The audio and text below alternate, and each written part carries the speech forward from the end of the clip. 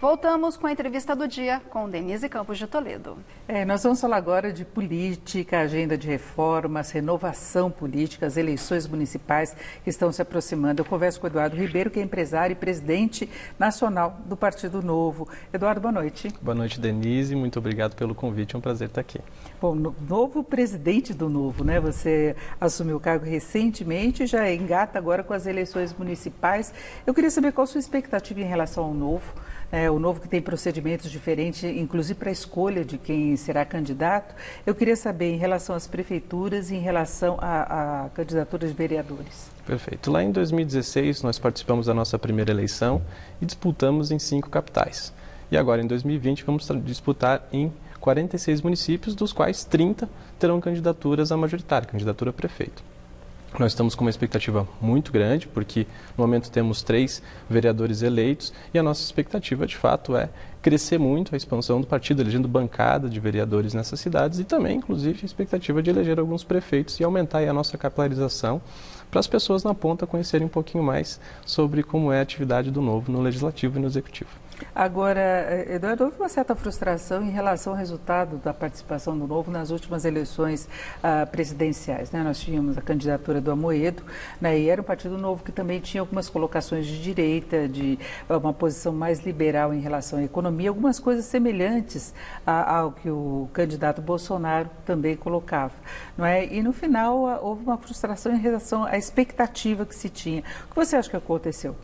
Não, nós lançamos uma candidatura justamente porque não víamos dentro dos candidatos expostos para a eleição de 2018 qualquer candidato que representasse os valores e princípios do Partido Novo. Por isso nós lançamos um candidato.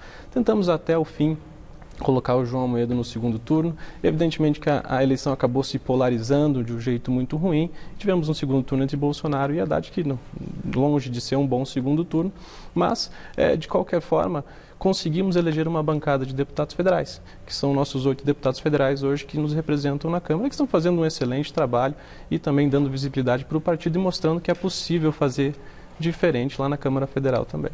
Agora, aqui em São Paulo, o Felipe Sabará deverá ser o candidato, né, do Novo à Prefeitura de São Paulo. Ele já trabalhou, já foi secretário do governo João Dória e agora ele se coloca aí com uma posição mais à direita, tentando atrair também o voto que seria pró-Bolsonaro. Como é que fica a colocação do partido em relação a isso? De forma bastante objetiva, o Novo é um partido independente. Não temos cargos no governo, não pedimos emendas extras, não temos nenhum compromisso com o governo e essa posição de independência, inclusive, nos dá autonomia para criticar e temos sido bastante críticos ao governo, inclusive, sobretudo nas últimas semanas, devido a algumas declarações e algumas mudanças de postura em relação até mesmo à política econômica, né? Agora, opiniões diferentes vão ocorrer num partido que está crescendo, isso é natural, né? Mas evidentemente que não é a opinião do partido.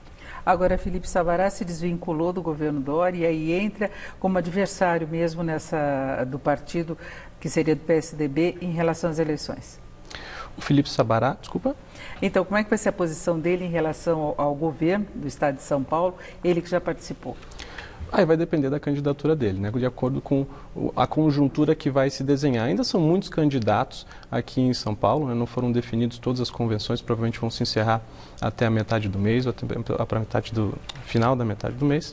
E nós vamos entender daí de que forma vai estar a conjuntura, mas obviamente estaremos acompanhando, estaremos apoiando e teremos aí também uma chapa de cerca de 40 candidatos a vereador que vão ajudar, vão trabalhar para a nossa campanha municipal aqui em São Paulo. Aqui no estado de São Paulo, em quantos municípios o Novo vai participar? Serão em 10 municípios. Candidatos a prefeito? A prefeito. E aí tem vereadores também? Exatamente. Agora, qual a sua avaliação em relação ao governo Bolsonaro? Nós tivemos aí no último final de semana o Amoedo, inclusive, falando nas redes sociais que ele esperava que todos os candidatos do Novo se manifestassem contra a agressão do presidente Bolsonaro contra um jornalista. Você fala do Novo independente. É independente até que ponto? Quais seriam os pontos de crítica ao atual governo? Perfeito. A minha posição pessoal sempre foi bastante crítica ao governo Bolsonaro, né? Inclusive, já publicamente disse que não me arrependo em nenhum momento de ter tentado colocar o João Amoedo no segundo turno, né? Essa esse tratamento que o Bolsonaro tem com a imprensa é lastimável, né? Nós defendemos a liberdade de expressão, acho que qualquer homem público deve dar explicações sobre qualquer situação que esteja próximo a ele, né? E não é a forma correta que nós esperamos de um chefe de Estado. Agora, o que nós entendemos, e daí mais por uma questão semântica, né, de ser independente para uma oposição. Nós entendemos como oposição você ser contrária a praticamente tudo, absolutamente tudo que venha por parte do governo. E o Novo se define como independente porque quer e precisa trabalhar para o Brasil, né? Para uma eventual eleição lá em 2022, que nós teremos candidatos, seremos concorrente de novo, disputaremos, evidentemente. Enquanto tivermos a nossa posição aqui no Congresso, na Câmara Federal, seremos independentes, o que vier de bom aprovaremos, ajudaremos a aprovar, e o que vier de ruim faremos de tudo para tentar barrar. Agora, a gente percebe um alinhamento maior em relação à política econômica, às propostas do governo, só que há pontos também de divergência. Eu queria saber, no atual momento em que a gente vê o governo tentando definir um novo programa, tentando acabar com programas, ou pelo menos mudar o nome de programas anteriores, especialmente do governo do PT, como é que você vê essa discussão agora, a necessidade de se fazer um ajuste fiscal, de estimular o crescimento simultaneamente? Eu vejo com bastante preocupação, sabe, Denise, porque o governo começou lá em 2019 com um projeto muito claro de privatizações, um projeto muito claro de respeito ao teto de gastos, de ajuste fiscal. E ao longo do tempo, apesar da reforma da Previdência, começamos a perceber um certo desalinhamento, uma certa falta de interesse, sobretudo com a pauta liberal das desestatizações, que acabou, inclusive, desaguando, né, na saída de Salim Mata e de Paulo Ebel do Ministério da Economia, que são dois quadros importantíssimos, eram dois quadros importantíssimos.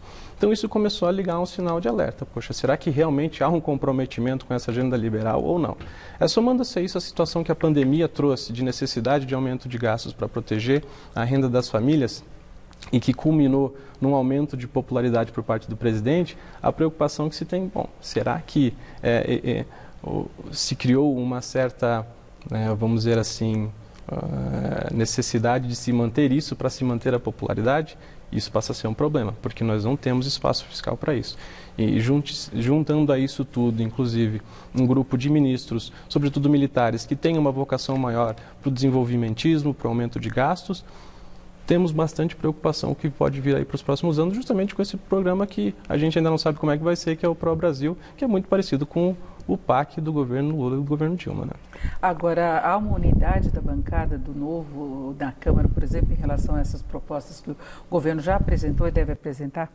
Sim, com certeza. Nós vamos defender até o fim o modelo que foi proposto inicialmente, que foi proposto na campanha, inclusive, de ajuste fiscal das contas públicas, reduzir os gastos e, sobretudo, preferência para a reforma tributária e para a reforma administrativa. Essas são as prioridades, nós não podemos deixar isso de lado. Só depois nós podemos pensar em qualquer espaço para qualquer outra coisa. Agora, seria a reforma tributária da forma como ela estava colocada?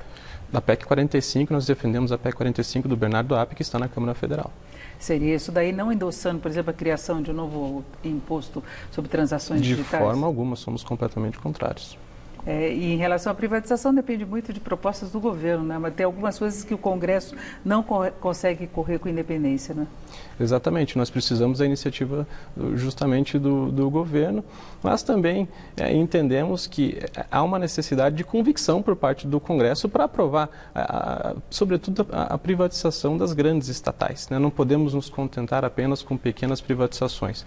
O grande volume de ativos que nós temos se concentra nos bancos públicos e, sobretudo, na Petrobras, Eletrobras. Então, é para isso que nós deveríamos ter caminhado, infelizmente, não caminhou. E o Congresso também tenta levar adiante reforma administrativa, mas tem muita pressão interna no Congresso contra.